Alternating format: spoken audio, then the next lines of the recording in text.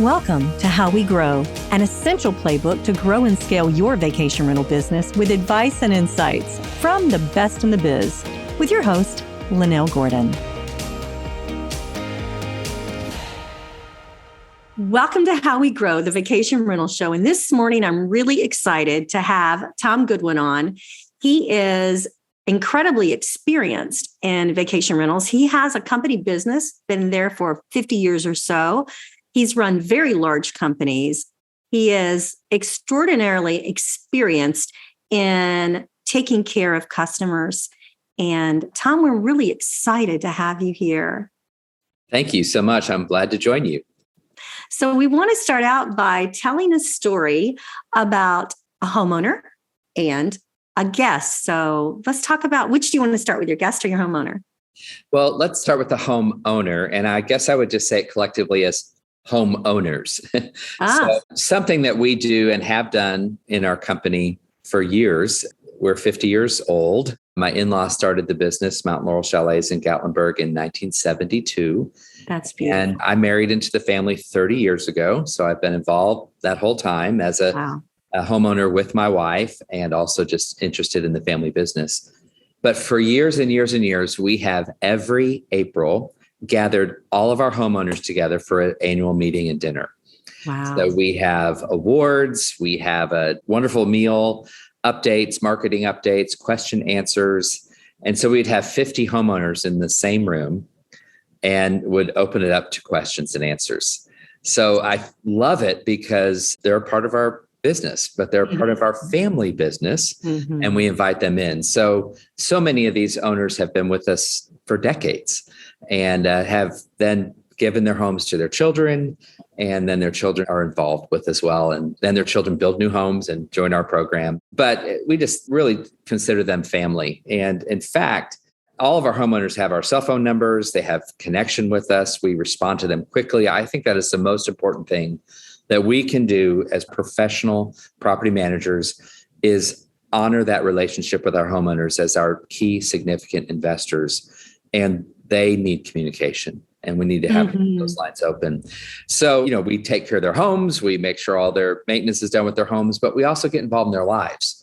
So recently, one of our homeowners, Pam, had blockage in her heart. Her husband called our office to let us know. We're a company of faith. So she said, pray for Pam. So we all got on our company text message and, praying for Pam and following up with her. But this happens over and over. And we had a homeowner that sold his home 2 years ago. The home came up at a great price. He'd been with us for 40 years. His daughter was always letting us know when he had some ailments or had some concerns that we could join with them and be involved. So they've been off our program for 2 years, but we're still talking to Bill and we're still engaged with him. So you make friends with your homeowners. You have a very personal touch. And you know what? That is a great piece of advice for people that are starting a business in vacation rentals. I think there's two pieces that you've just said, but let's talk about the first. You said that you really nurture your homeowners. You actually create awards.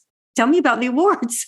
Oh, well, we have some homeowners that will really engage with us on social media, or they will place their property on their own Facebook page and link it to our reservation account. So we gave an award for best social media connections, that's phenomenal. The most visited page on our website as far as the homes. So people were kind of competitive about that. We just simply went into our Google and Analytics and said, this is the home that's getting the most visits on our website. We do a lot of improvements in the homes. So we have a full contracting company as well. And so we give awards for home improvements, furniture upgrades, renovations, and we show before and after pictures. That only esteems the homeowner, but then helps our other homeowners jump over the ledge and think, how can I make these same improvements to our home? We have a commemorative award called the Dot and Ralph Egley Memorial Award. And that is for the homeowner that embraces our core values. And our three core values are: we believe that family matters, we believe in exceeding expectations, and we believe we're generous stewards. And those are values that are a part of our family and we're the legacy that I've inherited as a part of our family business. And every year we give out a Dot and Ralph Egley, our founders, Memorial Award to one of our homeowners. And so that's a very coveted recognition. And we've done that for 10 years. And so we have 10 award winners that have received. That is beautiful. I think the second thing I wanted to bring up from what you said was it's personal. So, I mean, you're nurturing your homeowners, and look, those awards are brilliant because I can see, especially the one for the improvement, that's phenomenal because a lot of times that's like pulling teeth to get the homeowners to actually update their house when there's an issue, or whether there's not an issue. Either way, to get them updated is sometimes very difficult. So having an award is really smart. Tell me about your guests. Well, this is really the heart and soul behind who we are. For 50 years, we have cultivated relationships, generation over generation over generation with guests. Repeat guests then, huh? Yes. So I would guess that north of 40 to 50% of our guests are repeat guests. Wow. We have 2,300 family units that have stayed with us 5 or more times. And they're part of our Family First program. So they are in the Family First program. So they get a few benefits, but mostly they get the recognition of being a part of the Mount Laurel Chalets Family First program. They get a free gift every time they arrive. They can book out a year in advance and only pay one night deposit. If they stay for 7 nights, they're only holding that house with a 1 night deposit. So there's some benefits involved with that. The rest is due 30 days before they come in? 2 weeks before they come in. 2 weeks. Okay. Yeah. So they're a pretty guaranteed source of revenue and also trusted guests that we love to tell our owners that 20% of our guests that are staying in our homes have stayed with us 5 or more times. And in this day and age, to be able to filter your guests that way is really significant. And those are raving fans that then go on to tell their friends and their other family members, and they all become a part of the Family First program. That's beautiful. This episode of How We Grow is brought to you by Blue Tent. Blue Tent is proud to offer digital marketing solutions for vacation rental professionals. Expand your visibility to new travelers and book more guests with the team at Blue Tent, featuring direct booking sites, email marketing, digital marketing, channel management, and more. Discover what Blue Tent can do for your short-term rentals at bluetent.com. Let me ask you this question, and sometimes it's hard, but what's the one piece of advice that you would give to property managers to help them grow? I know that you obviously maintain your growth in a certain way. Otherwise, you'd just be big. And especially after that length of time, you've had lots of opportunity to grow. So it seems to me like you're having strategic growth. Is that correct? Yes, I would have to explain some of the history. When I took over managing the company, we had 2 companies that were, one that was kind of a value level home, and then we have Mount Laurel Chalets. So we merged both of them, and we went from 180 properties to 120. We had criteria that homes had to meet and owner criterias. And so there were about 60 homes that weren't meeting that criteria. And so we grew by reducing. And when we look at how do you grow by reducing, we went from 180 homes to 120. We increased our revenues 35%. I know, yes. We decreased our headaches, things that were consuming our time and forcing us to have a lot more employees to handle problem cases. Then in 2016, you may be aware that Gatlinburg had significant fires, lost 2,500 buildings. It specifically targeted the one neighborhood where all of our homes were. So we lost 50% of our business in one night. So we went down to 50 properties in one night from 100. Wow. So that was 6 years ago. And you think, oh, it's a great opportunity just to, scale it up and grow like mad, grow like crazy. And what we have chosen to do is scale it to a level that we can maintain our quality. And, we want to be profitable. So we don't want to just grow to grow and have debt. So we have no debt and we have great growth, and it's been slow and steady. So we're about 70 properties now, and still all of our employees, and making sure that they have a great viable job and a contribution and giving back to the community. So your question initially was what piece of advice would you give?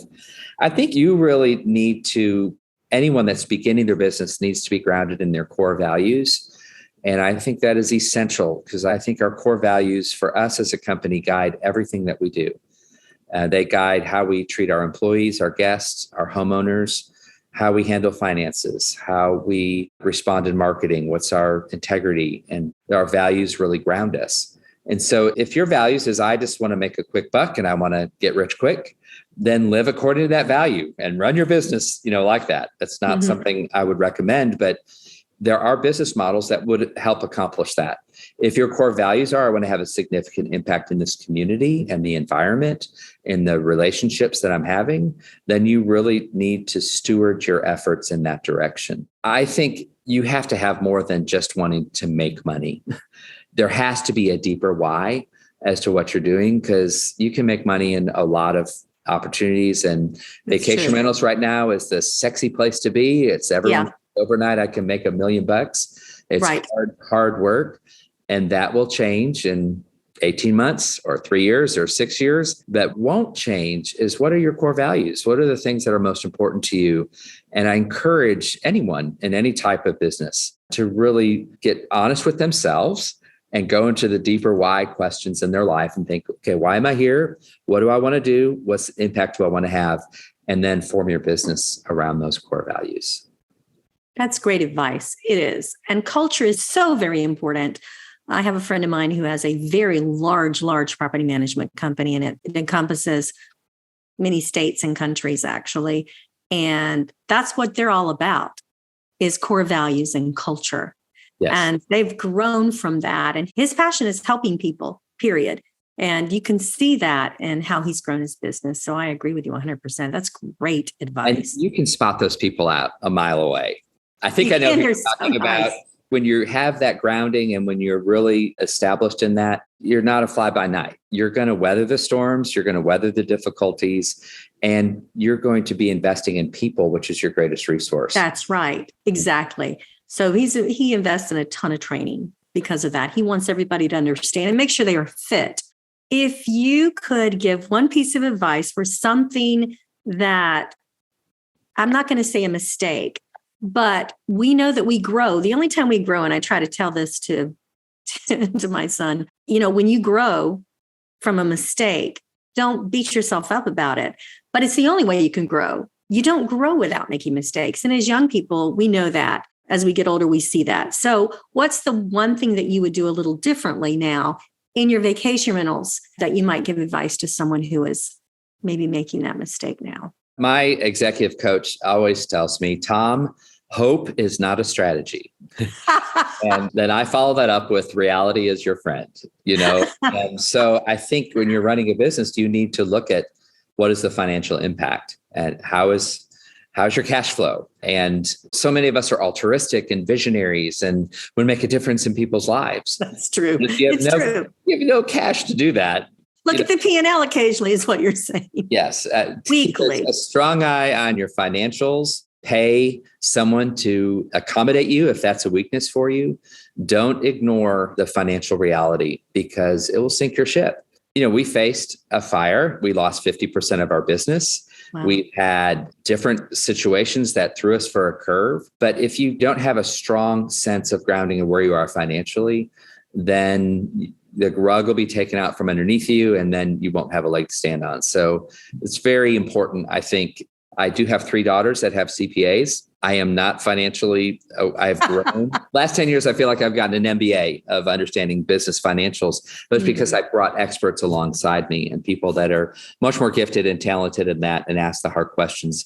And do remember that truth and reality is your friend. This is really interesting because almost everyone that I've had on my podcast, almost every single one. Now, you've said 2 important things. You said, make sure you pay attention to financial health. The second thing you said is, if you're not good at it, bring someone else in.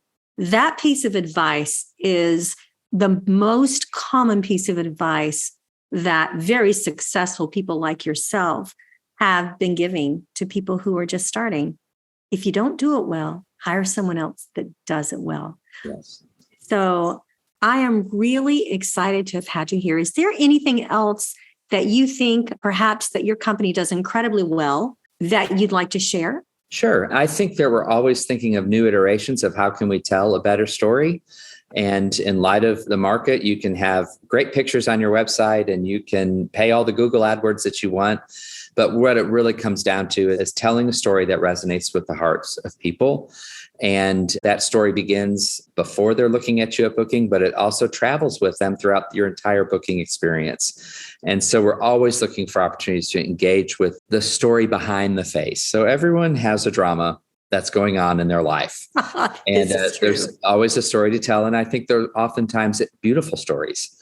Yeah. And so how we can tell our Mount Laurel story is important, but also engage with other people's stories. So we invest a lot in marketing and creative ideas to do that. Right now, we're in the middle of a holiday card contest. So friends share their Christmas cards. Oh, that's beautiful. Hanukkah cards with each other. So we have asked all of our friends to send us their Christmas card or their Hanukkah card or their holiday card, and they'll be entered into a raffle to win a free 2-night stay. We are getting dozens of cards every day.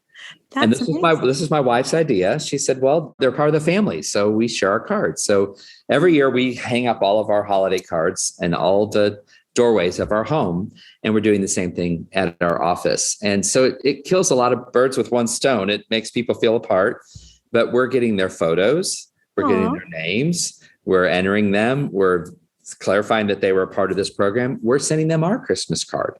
So there's that heart-to-heart connection. So always look for opportunities to humanize this business and to personalize it. And I think that's what the great opportunity we have in hospitality. The opportunities are endless of how we can engage with people's stories and with their journeys. So always look for opportunities to do that. And we try to do that just through our storytelling on our social media posts and our blog posts. And so I think there's always opportunity to grow in that. But that's something I love that is a part of our brand.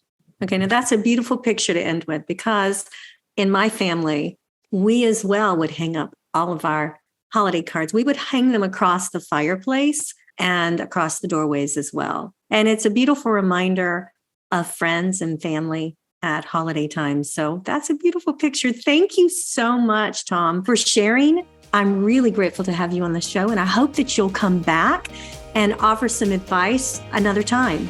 Okay, I'd be happy to. This episode of How We Grow was brought to you by Blue Tent Marketing. To find out more about how Blue Tent Marketing can help grow your vacation rental business, visit bluetent.com. Make sure to search for How We Grow in Apple Podcasts, Spotify, and Google Podcasts, or anywhere else podcasts are found, and hit subscribe so you never miss an episode. On behalf of the team here at Inhabit, thanks for listening.